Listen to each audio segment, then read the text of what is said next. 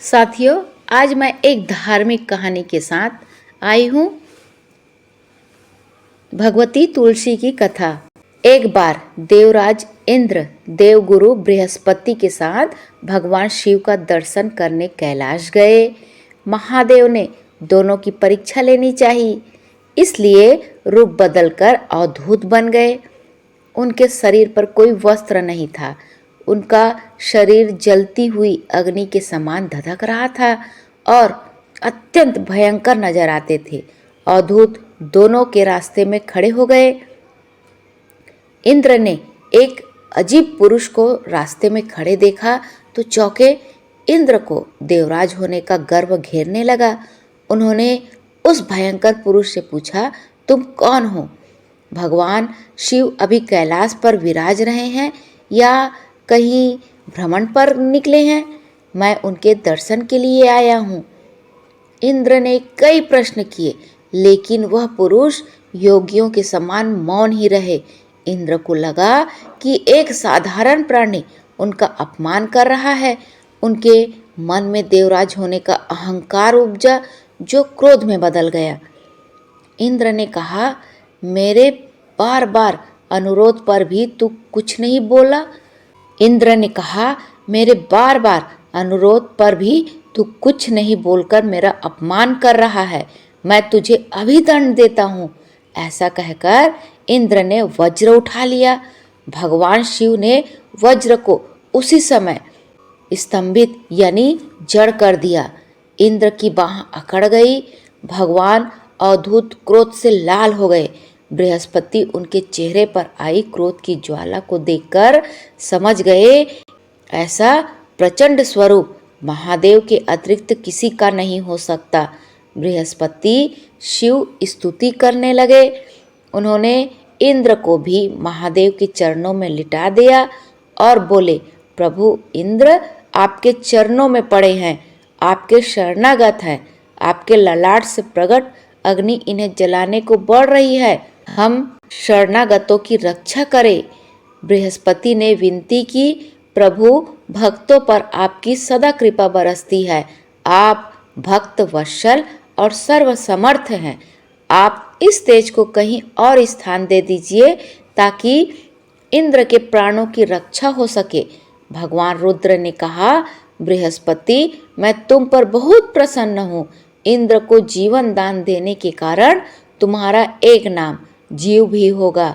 मेरे तीसरे नेत्र से प्रकट इस अग्नि का ताप देवता सहन नहीं कर सकते, इसलिए मैं इसको बहुत दूर छोड़ूंगा। महादेव ने उस तेज को हाथ में धारण कर समुद्र में फेंक दिया।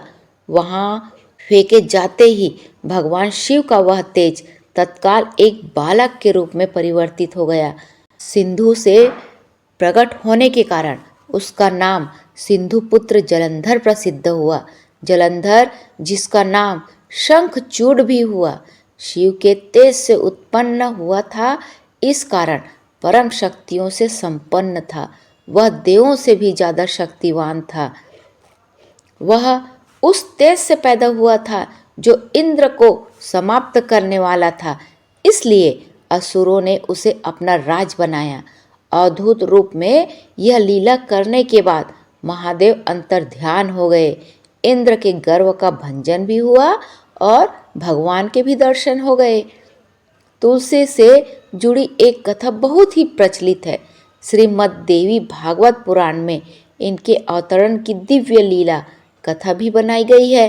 एक बार शिव ने अपने तेज को समुद्र में फेंक दिया था।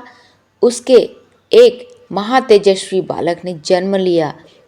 यह बालक आगे चलकर जालंधर के नाम पराक्रमी दैत्य राजा बना। इसकी राजधानी का नाम जालंधर नगरी था।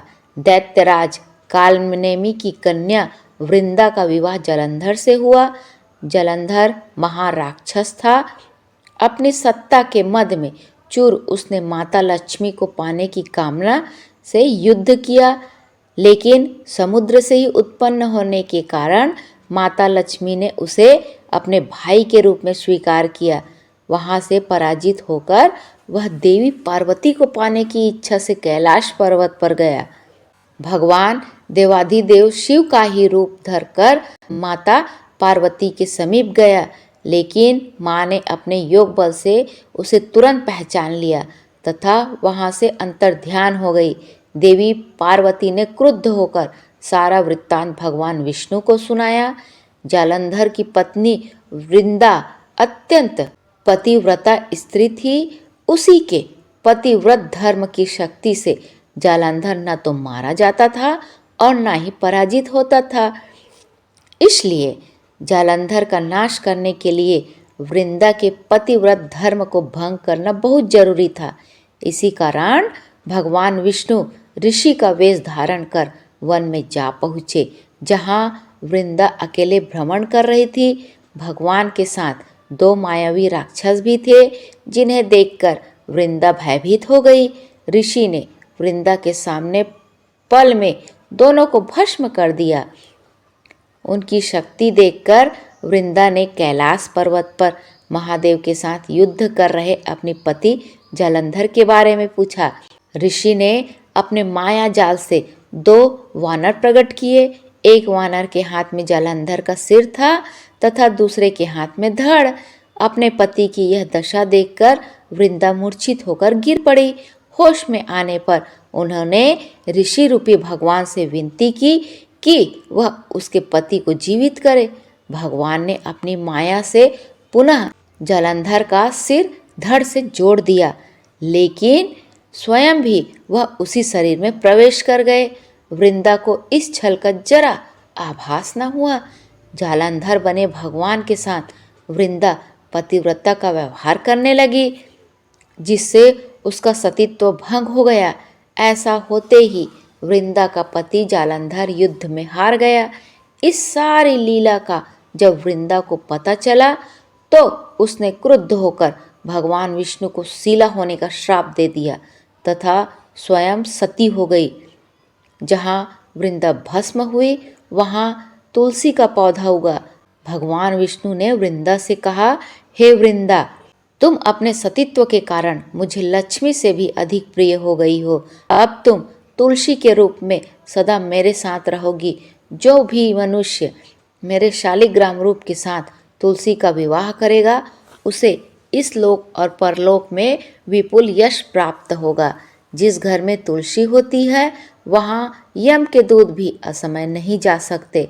गंगा व नर्मदा के जल में स्नान तथा तुलसी का पूजन बराबर माना जाता है। चाहे मनुष्य कितना भी पापी क्यों न हो, मृत्यु के समय जिसके प्राण मंजरी रहित तुलसी और गंगा जल मुख में रखकर निगल जाते हैं, वह पापों से मुक्त होकर वैकुंठ धाम को प्राप्त होगा।